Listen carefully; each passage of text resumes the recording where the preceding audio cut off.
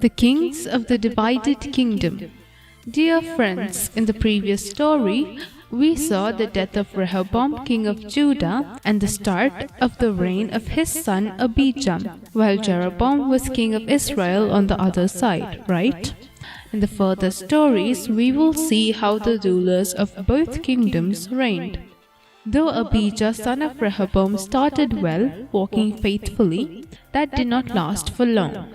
One of the main reasons for that was Abijah's mother, Maacah. Maacah's grandfather was King David himself, but her grandmother was Maacah, daughter of Talmai, king of Geshur. Both grandmother and granddaughter not only shared the same name, but both were also idol worshippers. Abijah's mother Maacah had a lot of influence on her son's life and reign. Queen Maacah's influence on Abijah turned him away from the true God. Nevertheless, for David's sake, the Lord gave him a lamp in Jerusalem, setting up his son after him, and establishing Jerusalem.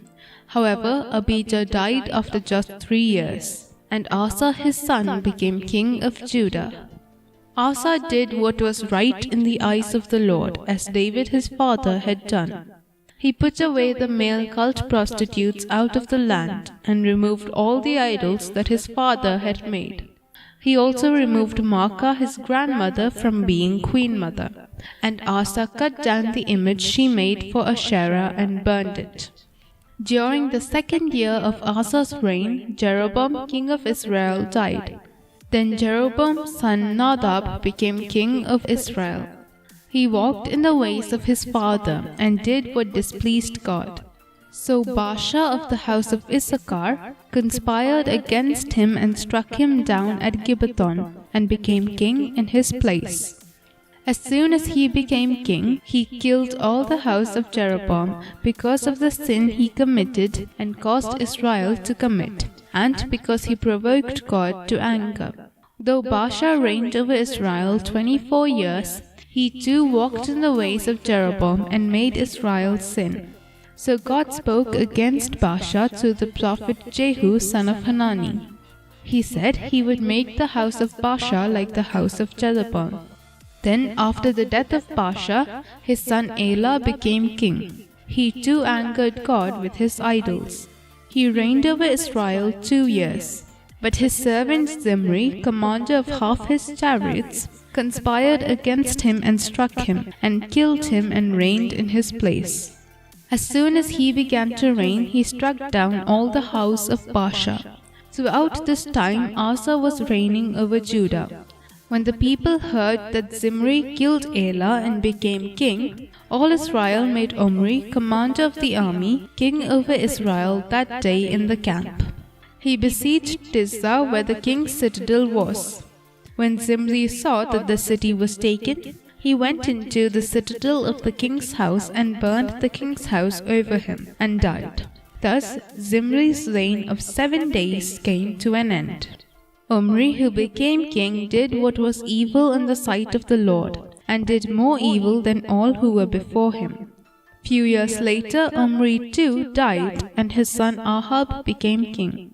Even though Israel had 6 kings by this time, after Jeroboam, Judah was still under the ruling of Asa. Asa did what was right in the eyes of the Lord.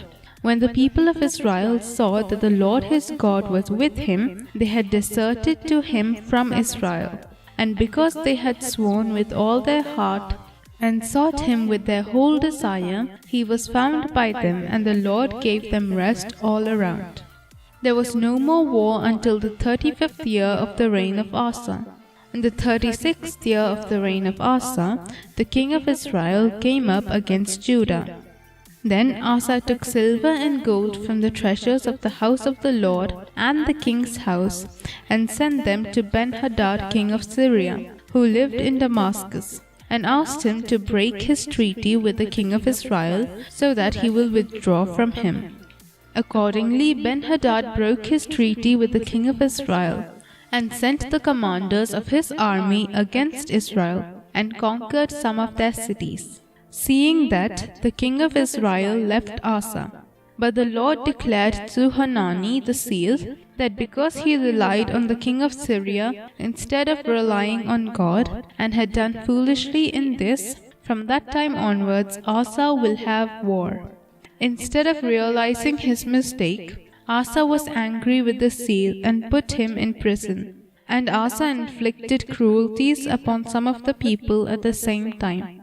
Thus, in the 39th year of his reign, Asa was diseased in his feet, and his disease became severe.